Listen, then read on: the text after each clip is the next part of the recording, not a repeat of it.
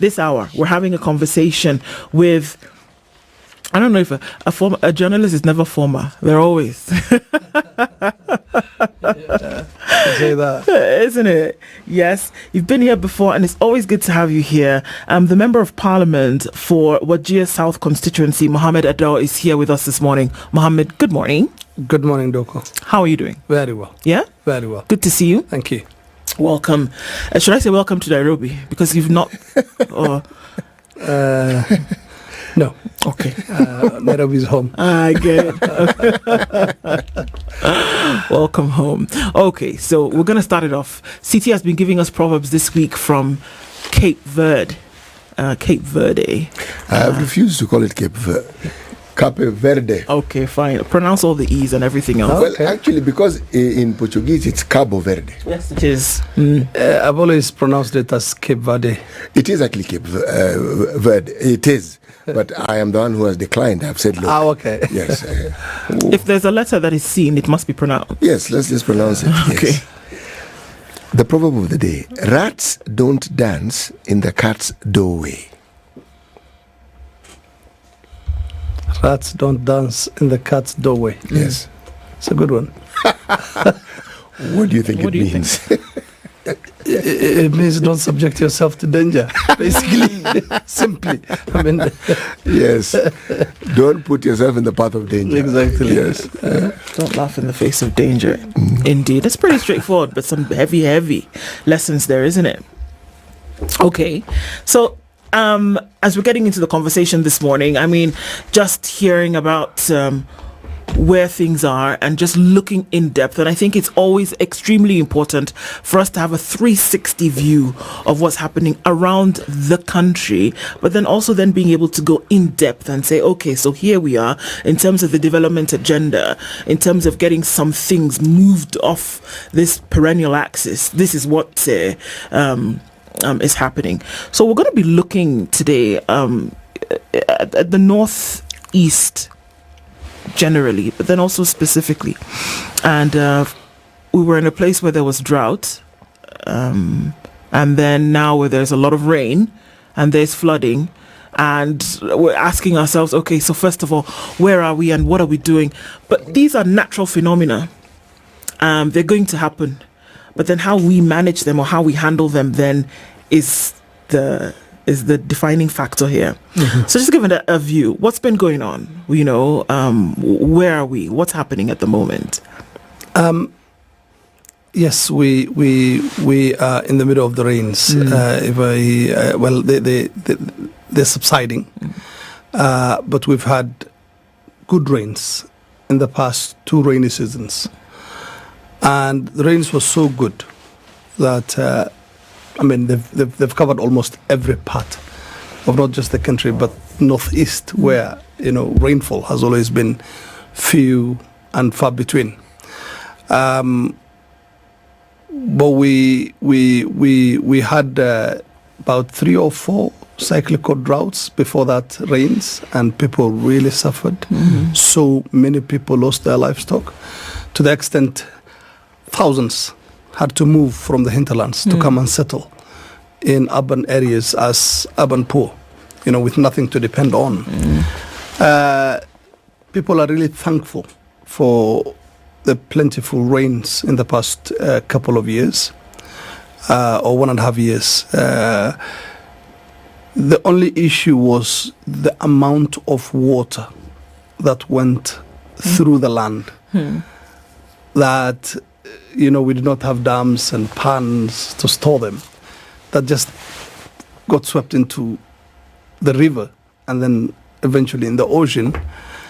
And given the huge potential that part of the country has for becoming an agricultural belt, because this is a land that's never been tilled since the time of Adam, the first man.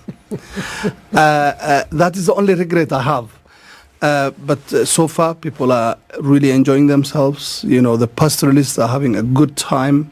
Animals are getting pasture not far away from, the homesteads where they were penned for the night. And things are so good.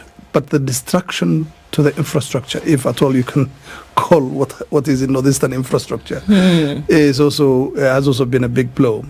Roads being swept away. You've seen the problems where people were stuck, were cut off, or stuck in the mud for weeks on end in those first rains we saw late last year.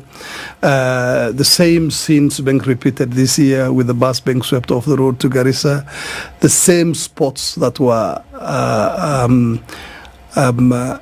swept away, a few months before, again being swept away because no proper repair work was done. I mean, the usual. What prevents remedial action from being taken? I mean, if we have these cycles of rainfall, and we know, and even if there is a delay, if the delay in rain, is that not perhaps an opportunity to now work for the preparedness of the rain? Because after the drought, rain tends to follow. Yes. Always. Yes. And it's year in, year out. And, and it's not that we don't know what should be done. We do know. Yes. So what prevents us from doing what we know ought to be done? I would say goodwill, lack of it. It's just, that part of the country. I mean, look, a lot has changed since the 60s, the 70s, and the 80s. No doubt about that. More and more people in mainstream Kenya are seeing that part of the country as an integral part of this country. But in terms of policy making, and that is where the problem is, we still have a long way to go to catch up with, the people of Kenya when it comes to how that part of the country is viewed. Many would disagree with me, but having covered that part of the country, having followed, having grown up in that place, having seen how things are done, yes, there is a departure from past ways of looking at that part of the country, but there is still a long way to go. I agree completely. From a very lay perspective, I would have assumed that one of the ills that the county system of government sought to cure was precisely that. Yes. To ensure that every region is given monies that would help bridge some of these gaps. But more significantly, the crafters of the legislation and governing legislative tools for the county system also ensured that areas that had been neglected were supposed to have a consideration that was deliberately set to help them bridge this gap. And even more funds allocated towards that end. Yes. I would say we've had more teething problems than other parts of the country when it comes to devolution and how it's taken off in the region. It has really helped. It has really helped in bridging some gaps. But again, if you give it a scorecard today, it would be far below average. And mainly because of how we live in that part of the country. And here I blame the society. Clanism, ethnicity, winner takes it all kind of mindset is really crippling the work of counties. I'd like you to explain this, because I would have assumed that clanism has some positive attributes to it. But here you're saying the existence of it or the negative aspects of it are so damning that it negates the very, very positive things that... exactly. Yes.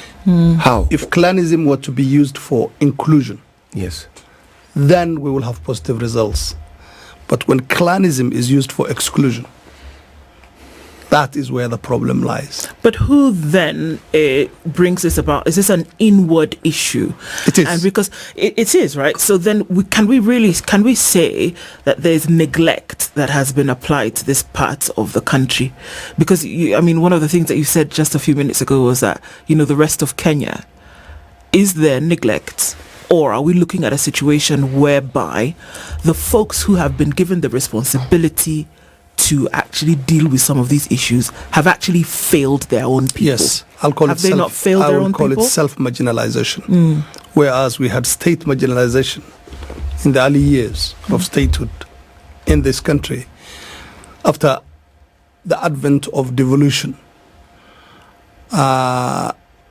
we have something called self-marginalization, where the same people were elected are not doing much of what they're supposed to do. Essentially, I hear you to be saying that their focus, once elected, their focus, if there's anything that points towards development, it's towards people who belong to their clan. Or who elected them. That's it. But why, Mweshimiwa, why? And this is the thing, that if we look at the 10 years, now going on 11, 12 years of devolution, that monies that have gone to county jurisdictions have also gone to these counties. They've gone to the counties of Marsabit, they've gone to Wajir, they've gone to Mandera. Monies going to other jurisdictions, the way they have gone to Kiambu, the way they have gone to Kwale, the way they have gone to Kakamega, they have also gone to these counties. But you've also said land has not been tilled from the days of Adam, that there are no roads. Most of the land has not been tilled from the days of Adam. Yes. For goodness sake. There have been 10 years, 11 years of devolution. Absolutely. There have been governors who have been elected. There are deputy governors. There are members of parliament like Mohammed Adow. There are members of county assemblies. These people exist. So how can we say that after these 11 years, where money has gone, where there have been delays, money actually has gone. So why then have we not seen? It will be a whopping generalization, if I put all the northern counties in one basket. Some have done far better than others. But there are those that are really struggling. And I would say they're in the majority. And mostly it's about the stewardship.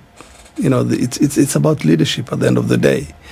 At the onset of devolution, there's been the tendency to use the counties as, employment bureaus, if I can call it that way, where there's been a massive increase in the number of staff in counties, and that takes away most of the funds allocated to these counties.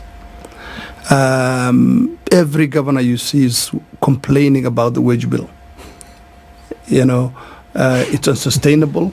It takes away money that should have been used for development and developing the well-being of the people of that part of the country. There have been attempts to deal with it. Some governors have been very brave and dealt with it. Some of them in a very crude way, firing one morning 3,000 or so members of staff, something that ends up in court and ends up in long legal battles. That also takes away the time that they should have concentrated on. So there's a lot happening, but again, an attempt to try and fix it, but so far. Maybe it's going to bear fruit in the future, but so far we're not seeing much. So, can I ask the question again? Has there been neglect by the government of Kenya, by other parts of the country, of this particular region? Can you say that there has been neglect in the last 10 years? It's debatable. It's debatable in the sense that the Northeast region is getting much more attention and much more resources than people in that part of the country are used to. In terms of devolution and the allocation of funds to county governments that are supposed to improve the lot of those people. Is much of that money having the desired effect? I would be very dishonest to say it is having that intended impact. But again, we cannot, cry out and complain as we used to before of marginalization and things like that, because it's no longer state marginalization. What is happening is more or less self-inflicted. It's self-marginalization. Yeah. Well, let me take a few steps back. You see, you look at the northern part of the country, and if you compare it with the other parts of the country, yes, there are places in this country that, again, were neglected deliberately. Some even by policy, really. Because if you had a colonial policy that was of the view that the focus was going to be on areas that they considered productive policy, and by dint of whatever perspective they had, it meant therefore that the northern part of Kenya was not considered to be productive. So very little, absolutely minimal, was done. So now comes devolution. The catching up you have to do is vast. Because the things that other people take for granted, roads, hospitals, schools, whatever, I mean, you are starting with the very basics that other parts of the country have had for decades. So yes, the teething problems are likely to be there. But then when it comes to county money, if I look at the Auditor General's reports year in, year out, this money that counties receive, it confuses everybody. Do not be fooled. It's not a Northern Kenya problem. Point in direction and tell me a county where this money hasn't gotten to the heads of the governors, and that you keep wondering, what on earth is going on here? Anything other than what they're supposed to do. Okay, now 10 years have gone by, we figure, okay, by now you should have figured out how you ought to do this. But that doesn't seem to be the case. The question I want to ask is this. When we talk about the public understanding their rights as citizens of this country, would you say the people of your constituency, because that's where you're the boss, do you really believe that they understand their rights? And if they do, are they able to stand and say, folks, you may be governor or you may be MP, but this is what is due to us? A great deal of them don't. But a great deal of them too do. Because this is the era of social media. And people are much, much more aware than they've ever been before. And you raise a very good question. The question of the region having to start from, point zero. Yes. Scratch. And so much being needed by societies across the counties. Yes, that is true, because there's been very little investment in the first 50 years since independence. Very little. We've had to get to the 21st century for people in that region to see tarmac, for but heaven's again, sake. What we are judging some of these counties on is how they are managing and handling existing amenities, existing facilities. For example, hospitals. Yes, you've built the hospital. Yes, you've staffed it, but you're not giving it drugs. Understand? So what is supposed to happen? For simple tests like malaria tests and things like that, people have to go travel, maybe put a sick person in a taxi and travel 100 kilometers, 150 kilometers to get a test. Yes. For example, in my constituency, and hopefully it gets handled now because there's a World Bank project that's building us the X-ray room. In the headquarters of my constituency, Habaswein, there's no way the hospital, which is called a referral hospital, a level 5 hospital, can do X-ray. They don't have the facility. When you say they there's have no the way, equipment. They have the equipment. Yes. But then So what's the problem? They didn't have the X-ray room, and the electricity, was yes, it's there, but it's not the right circuit. I'm okay. We're going to go. I'm sorry. It's not a laughable matter. No. It's not a laughing matter. Look, I think that sometimes the way to then be able to cope sometimes is that you lean on humor, because it allows you to cope through a particular situation. Not necessarily that you're laughing at a problem, but that you laugh for relief. For relief. Yeah. Right? And we're going to go to break in a minute, but I think to come out to this point is that it needs to be said. Yes. That there's no reason why such a situation in this part of the country, in any part of the country, should be the experience of so many people, not in 2024. Exactly. And one has to ask, where is the leadership and where is the responsibility of the folks? It cannot be that it's the continual leaning on this crutch, in my opinion, that there has been neglect, which admittedly said this morning that, that's not necessarily what it is. But that I think there's this lack of goodwill to actually get it done. Mm-hmm. And that might be an invisible crutch in the minds of leaders today who said, yes, well, we've always been neglected, so we're just living in this in this imaginary bubble of this neglect where, the reins have long been dropped. Yeah. So there must be something, Mohammed, that we say folks cannot just let go of and actually just get the job done. Yes, indeed. And that's why people who've been entrusted with public trust, like me, have to speak out. And I keep talking about it because I believe things can be better than they are if everybody does their bit. And the goal should always be to take the people from where they are to a much better place. And I believe it's possible. It's possible.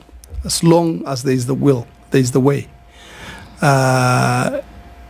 We cannot settle for mediocrity. We cannot settle for a job half done or a job not well done, or not done at all, or not done at all in many cases. So we have to keep chipping, the good old rock and see, how we go from here. But again, I believe that people in leadership should only go into leadership if they are ready and willing to change the lot of the people, to change the lives of people, to make use of the resources entrusted to them as best as they possibly could in improving the lives of the people who entrusted them. Mohammed Adow is the Member of Parliament for the Wajir South constituency. We're talking about a number of things this morning, looking into after the drought, and then have come the rains, and then infrastructure which doesn't exist. Toxic waste disposal is another big issue in this part, and we'll look into that. Over years of what would have been expected to be development, number of things not happening, and saying, look, it's time for a lot of introspection. It's time for work to actually start being done. One of the things that is interesting that has come up a number of times is that this seems to be an area where there's a lot of waste disposal, wanton waste disposal. First of all, explain, what is this? Why is it an issue?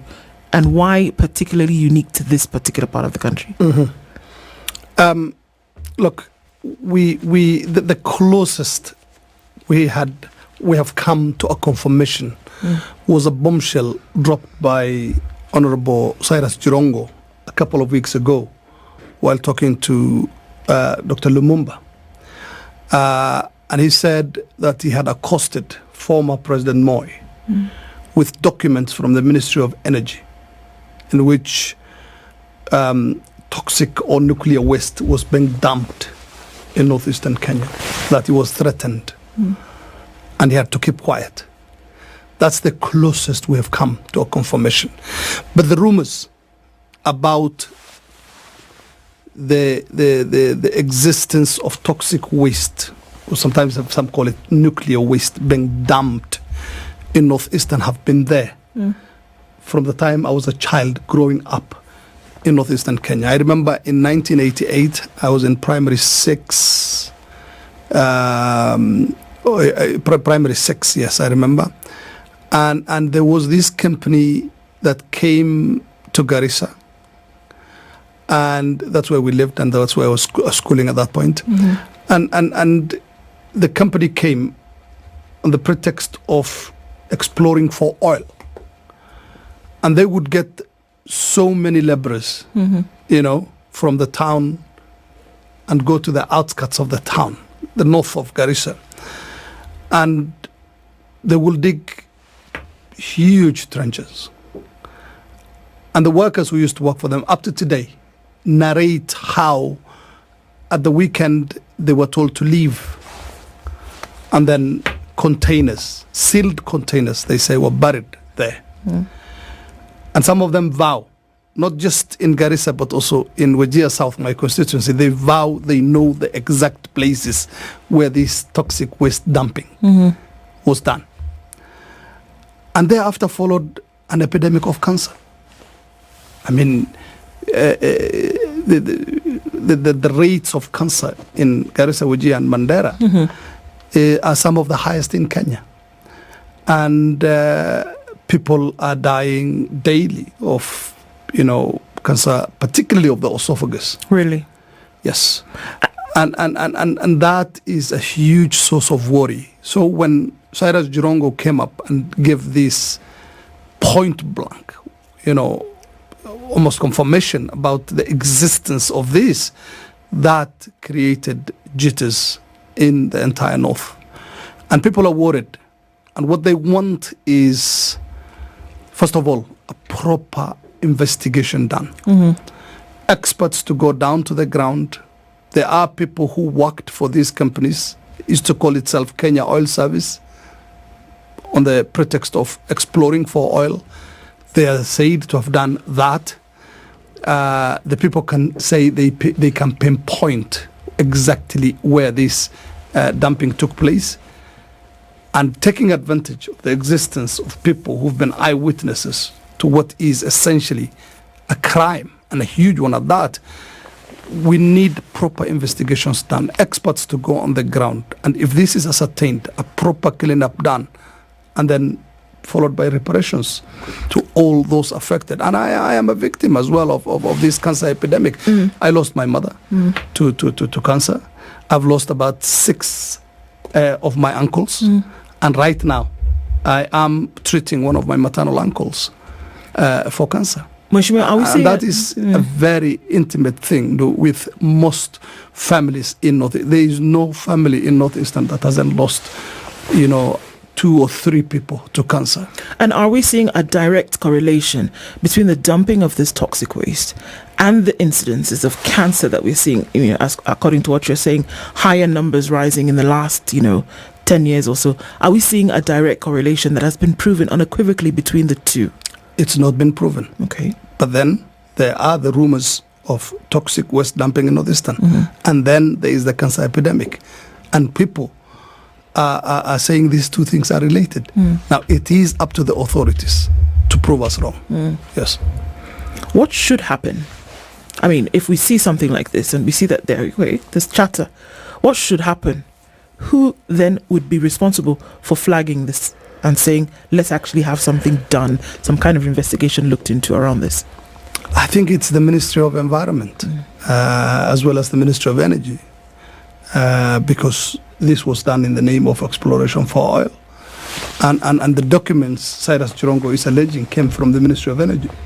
So what we need is proper investigations done.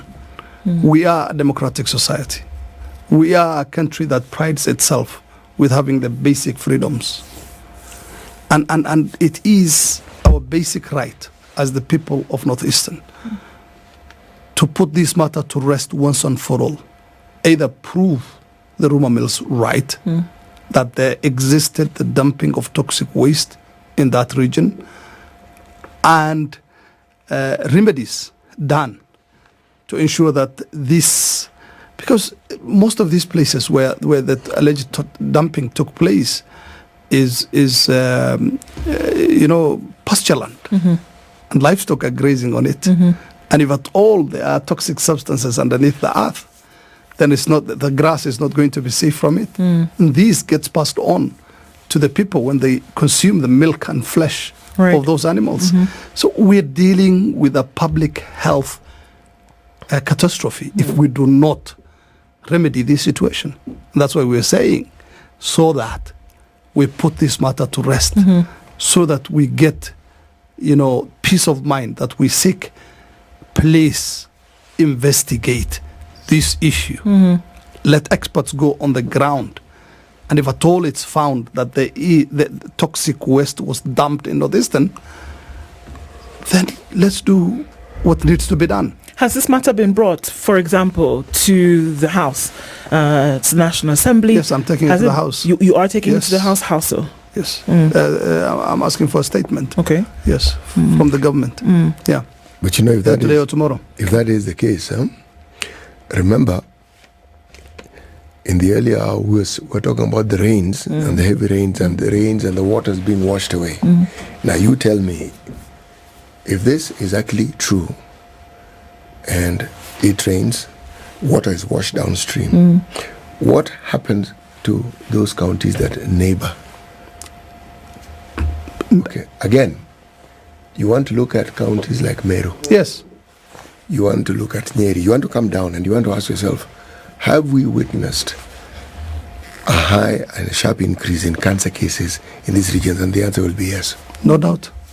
Okay, so now, is there evidence to tie these allegations together with what we see? Because it has been raised and it has been asked, why is it? What is it about some of these areas where you find the number of cases skyrocketing of cancer? Yes, what is it that's happening? And no clear answer has been provided. There have been those who suggest, well, we're now able to detect it better, so we're able to see more. Fine, we get that one. But still, the numbers are increasing, and it's unusual. Unusually so. What is it that is causing this? But even more importantly, will the government be willing to investigate this? Because it has very serious implications. Well, so far we haven't seen any movement in that direction. You see, if this is true, unfortunately, it is a case where one could argue genocide. You could argue that this is a deliberate attempt to actually kill a whole group of individuals or citizens of this country. Is it going in that direction? I mean, well, cancer kills. You see, this is the thing. Yes, it does. Yes. Yeah. And then taking into consideration that this is toxic waste, that if we're looking at world global guidelines of how you're supposed to dispose of this kind of toxic waste, has it actually been followed? And then if it has not been followed, then there is an element of culpability that somebody is going to have to take for that, because we know what would happen. I mean, look at there are many examples around the world of this, and that we do know that folks have used these kinds of things as weapons. It's not talking about any kind of intent. It's saying that if this has happened and the manner in which it has happened, it should have been taken care of better. In the event that it did not, then who will take responsibility for the people who got sick, if the two can be connected? I mean, we're also not a nuclear power producing country. No, we are not. Neither do we produce nuclear weapons. Yeah. This is waste, toxic waste that came from outside this country. But it's a business. So there's criminal culpability in the authorities then, and those people who took part in the process of dumping the waste there. They actually exchanged the lives of people with money, and that I don't know any greater crime than that. Yeah, killing for money. When will you be taking this to the House in terms of a motion for some kind of attention? Yeah, it's going through the steps of the House, and hopefully within the week. I mean, we have a couple of sittings today and a sitting tomorrow. Hopefully within those 3 sittings we should be able to get it done. Yes. All right, let's come back to the region, and let's just even look at Wajir as a county, and then look at some of the things that are still happening, and still that call for responsibility and accountability when it comes to leaders and leadership and governance to be able to get things done. Many would say it's been too long. I mean, we've established certain things just from our conversation this morning, but then in terms of, should we give Should there be timelines? I mean, whether we're looking at education, whether we're looking at health, infrastructure, roads, etc. We've talked about roads being washed away with the rain, drought then decimating a particular area when it comes and it dries up. And then water comes and there's a deluge and there's nothing like, saving or harvesting water. It just looks like it's cyclical and that it will continue in this manner. But what's going to stop? What's going to be that stick that is put in the middle of the cycle and then gets things going in the other direction? What honestly needs to happen? Power has changed hands. Systems of government have changed, whereby we went from, districts, and then you went from provinces, and then come now to counties. Mm-hmm. And sub-counties. And sub-counties. All of that has changed, but the situation has not. Mm-hmm. So what is needed? We need to go beyond the window dressing to the real issues afflicting the people. And leadership needs to be taken with much more seriousness than it is at the moment. People should only run for office only when they know that they are ready and willing to change the lives of the people for the better. And again, the issue of transparency, accountability, definitely. And the society also has a stake in this. Stop electing people along clan lines. Have a different set of benchmarks in which you can elect your leaders. It sounds to me then a whole load of education then, and civic education for that matter, needs to It's needed, yes. How do you say to people whose almost everything is vested in the clan culture, right? Whether you're talking about hereditary mechanisms, whether you're talking about systems of family, whether you're talking about inheritance, almost everything that happens, decisions that are made, are done on the clan system.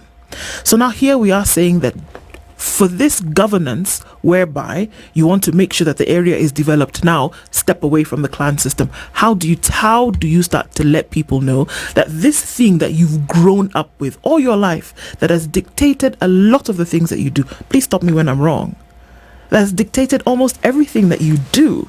Now we are saying, when you want to pick a leader, now please put the clan system aside and then pick a leader. How do you divorce the two?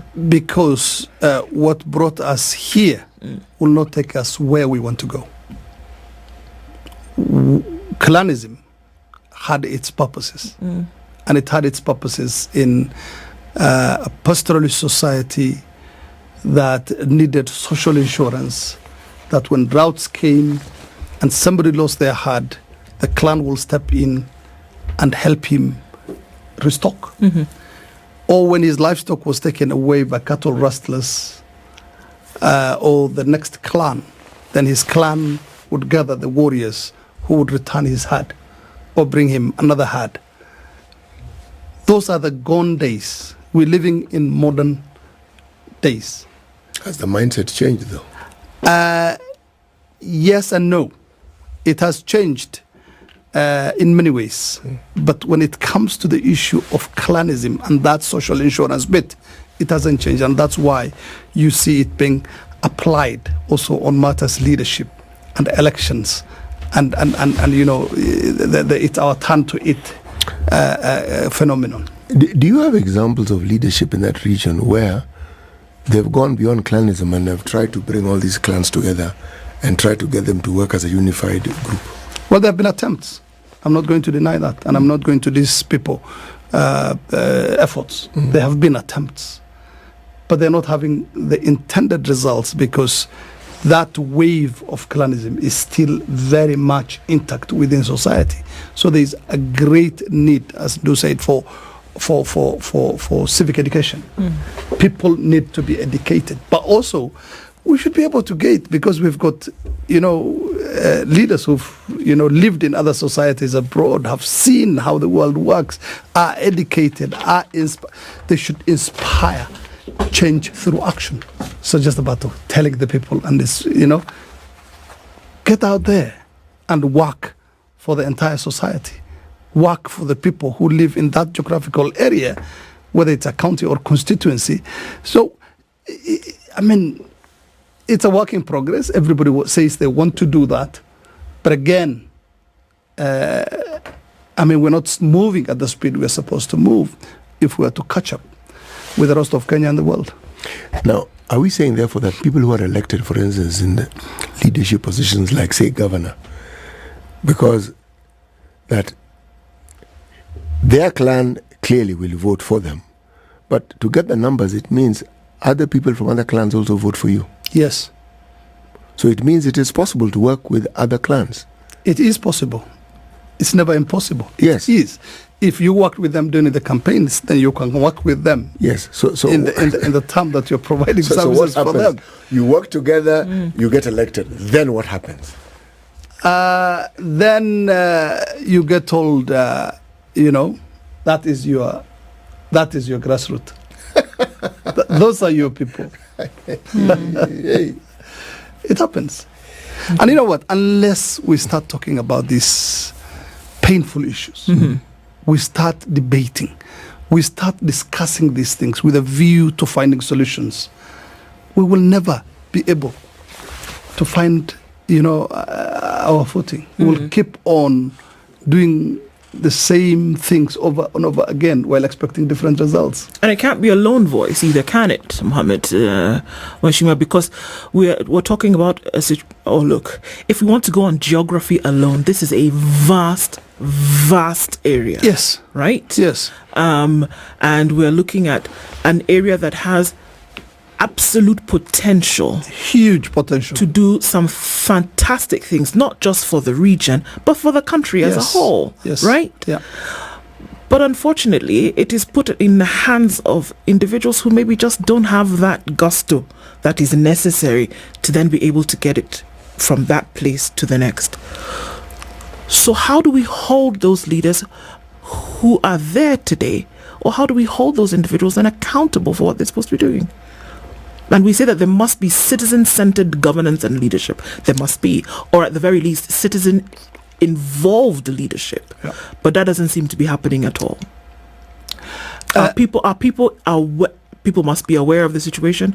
Are people involved in keeping leaders accountable?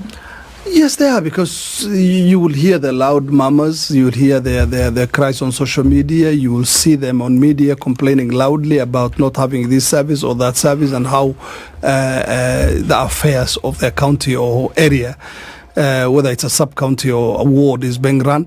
But there's been no united voice in seeking for change. And then the society also not reflecting upon itself in terms of its contribution to the existing problem and changing ways. So it's a lot of things in one play, and I it's very easy to blame the leadership alone, because sometimes there are times when I hit my head against the wall, even in serving my constituents, where I get overruled when I know my way is the right way. And some of these elders are so powerful, very, very powerful.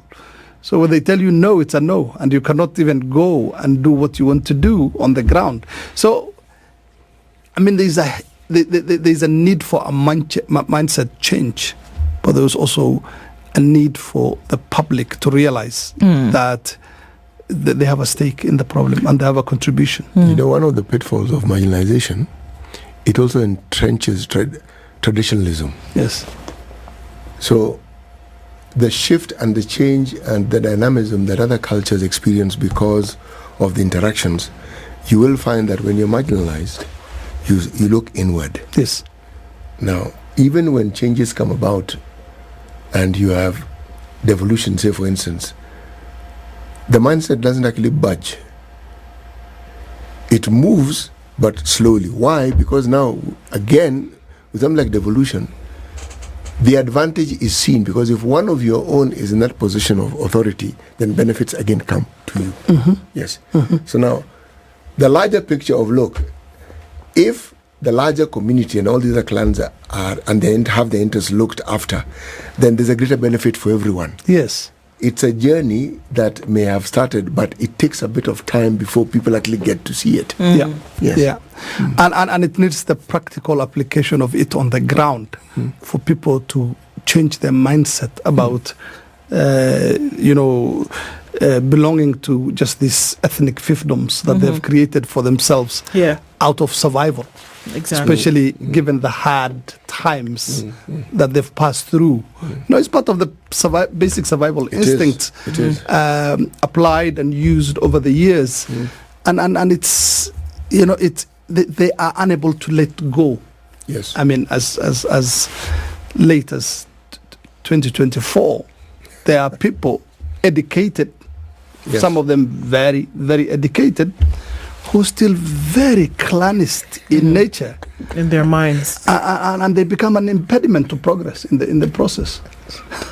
How does this all, and very quickly, because our time is running down in literally seconds, how does this all fit into what's happening in the country, and what should we do going forward? Very quickly from you, Mohammed.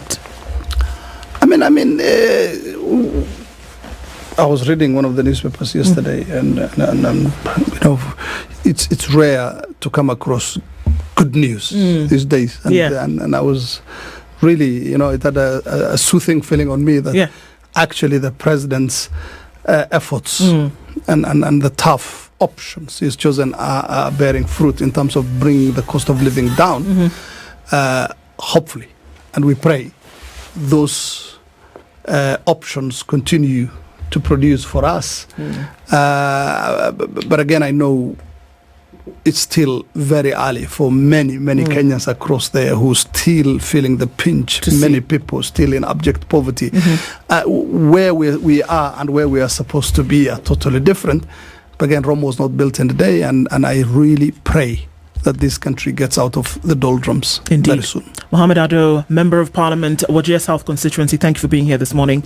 Hopefully all will continue to go towards a better situation. Asante sana. This is the Situation Room, the only way to start your day.